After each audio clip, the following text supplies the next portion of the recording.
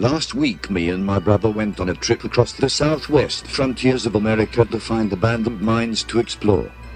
We wanted to go to one that had a more spooky vibe to it and hopefully capture something onto camera. We found a location online, and upon chats with locals, they claimed the mine was the portal to the other side, and that we shouldn't attempt exploring it.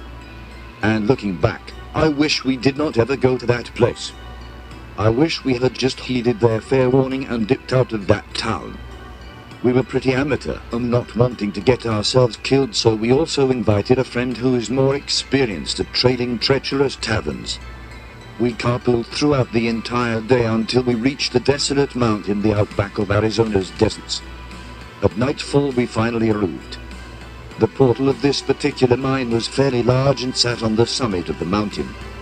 Just arriving at this mine alone was already giving me chills, and I'm almost sure my brother was nervous about the entire vibe the portal gave off due to his concerned look he had upon arrival.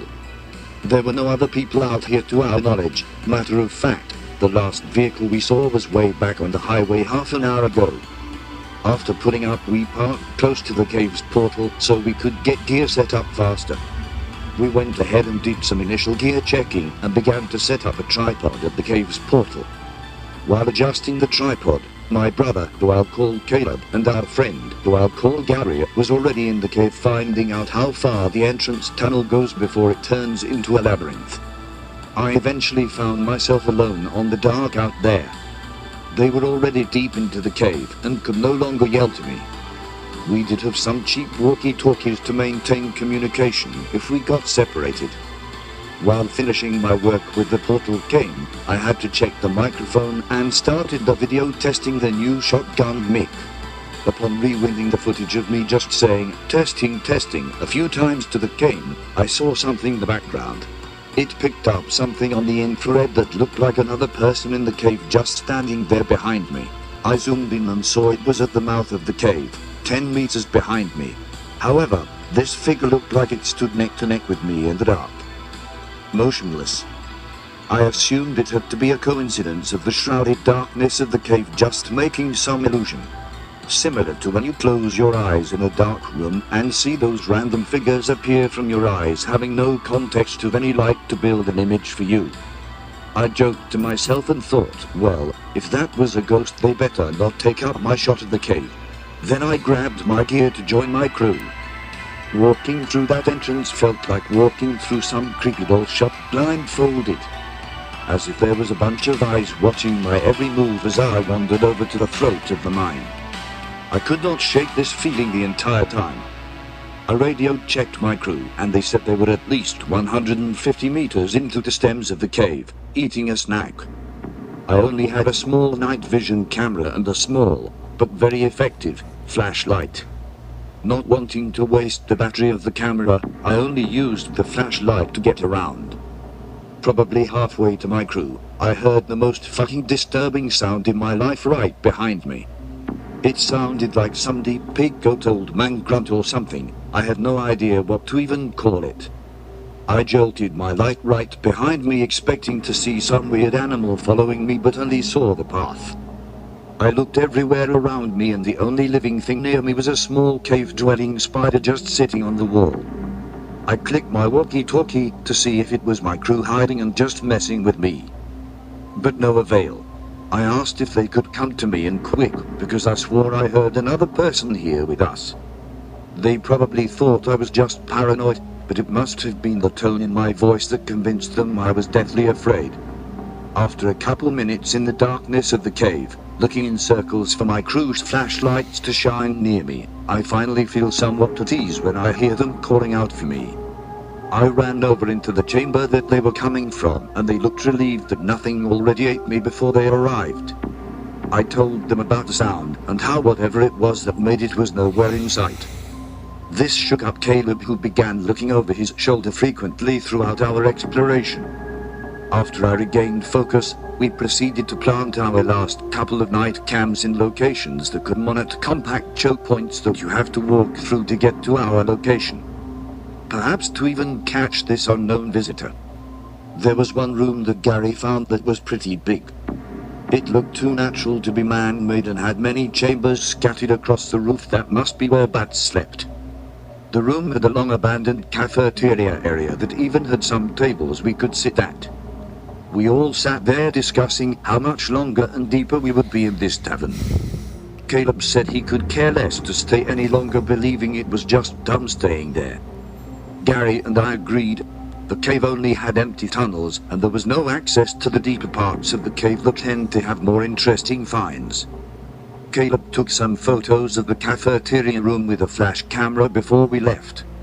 He went over to the other side of the room where you had to climb a mound of rubble to enter another room. There was a small green light that he saw in the distance of the room and took a flash photo of it to see what it was. Upon review, he saw the light was coming from one of our cameras that somehow was in that room.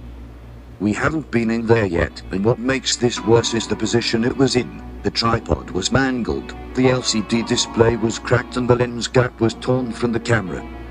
However, to our terror, this is not the most shocking part of Caleb's photo. In the dark corner of the room there was another light, 2 of them. They were the reflection of a person's eyes, glaring right at Caleb's camera. He told me he got the hell out of there and yelled for us to run. This is when me and Gary instead ran to Caleb to make sure he was not in danger. It was pitch black, so all we saw was him climbing the mountain of rubble using his camera to make sure he knew where he was stepping. He was yelling while climbing down and pleaded me to run out to start the car right now. I could hear the fear in his voice, and told Gary to help him down while I went to pack our cameras and start the car. I ran through the labyrinth for a while, hoping I was going in the right direction. I stopped in my tracks when I saw one of the 2 cams placed in the tunnel seemingly shredded, with the tripod protruding through the middle of the camera. It was far too damaged to repair, and I continued to exit the cave without it. I radioed my crew that came 1 was missing and came 2 was smashed. Caleb called and said he saw came 1 in the room he took a photo of. I got chills when he said that, since that was hundreds of meters away from where we placed it. I finally made it to the cave portal and saw a car perfectly fine parked outside. My portal came was turned off or dead. I was happy it wasn't destroyed though, and packed it into the trunk immediately and started the car up. As I did so, I turned the car to face the portal with the headlights on low so Caleb and Gary could see the path easier. And I swear to you, as the lights came on, I saw for a split second the eyes of a person hide behind a wall at the end of the tunnel. I was shaking in fear and about to call in to tell them to be careful that I saw someone up there, but before I could, I saw my crew bolting from the tunnel to my headlights. I was relieved and decided to reposition to face the back road to make our escape as fast as possible. Caleb and Gary seemingly jumped into the back as the door barely swung open. As I saw Gary pull himself in, I hauled us out of the area at 60 miles per hour on a bumpy back road without touching the brakes for 10 minutes straight. After flying through the night, we finally found the highway and calmed our breathing.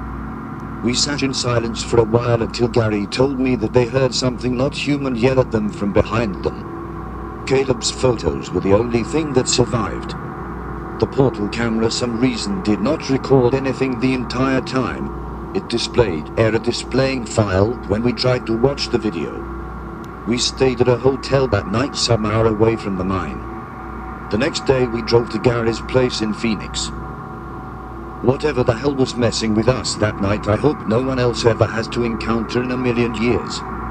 To the people of Southern Arizona, watch your back. I'll assure you I am not exploring mines anymore.